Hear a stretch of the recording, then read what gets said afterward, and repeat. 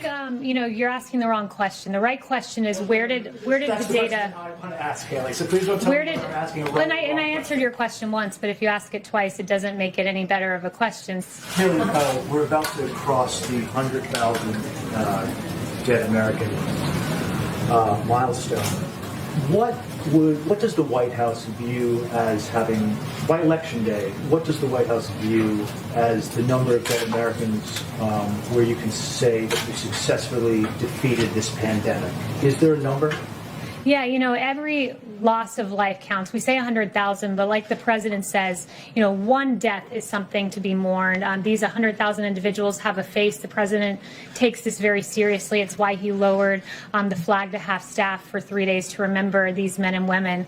I think, Dr. Birx said it best when she said that in their estimates, they had anywhere between 1.5 and 2.2 million people in the U.S. succumbing to the virus if we didn't shut down the economy. The president made the very hard choice of shutting down the economy, so we avoided that extraordinary number. Every one death is too many. We never want to see a single individual lose their life.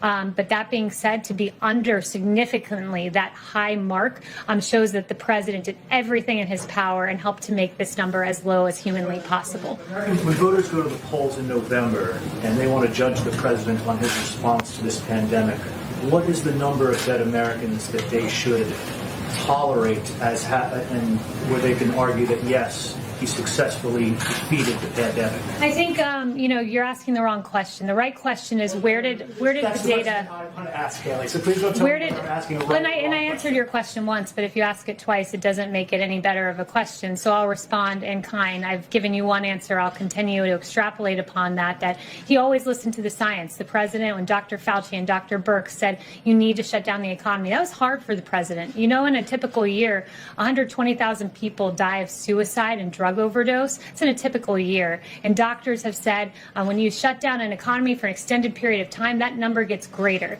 People don't show up for their cancer diagnoses. There are a litany of results when you close down an economy, but closing down the economy for this amount of time kept us far below the 2.2 million number. And as we start to reopen, we keep in mind the people who are missing their screening appointments, the people who are succumbing to suicide and drug overdose because of economic hardship. This president made the right choice. It was a delicate balance, and he did it exactly as he should, guided by data. And we are far below 2.2 million dead Americans because of the actions of President Trump. Yamid.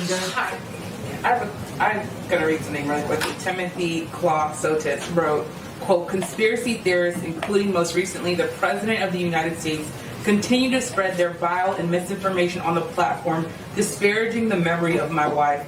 Why won't the president give this widower peace and stop tweeting about this conspiracy theory involving his wife? Why can't this widower get peace from the president?" I've already asked and answered this question, and our hearts are with Lori. And I think the onus is on Joe Scarborough to explain his interaction with Don Imus and his laughing on this very matter on Don Imus's show. We will make America great again.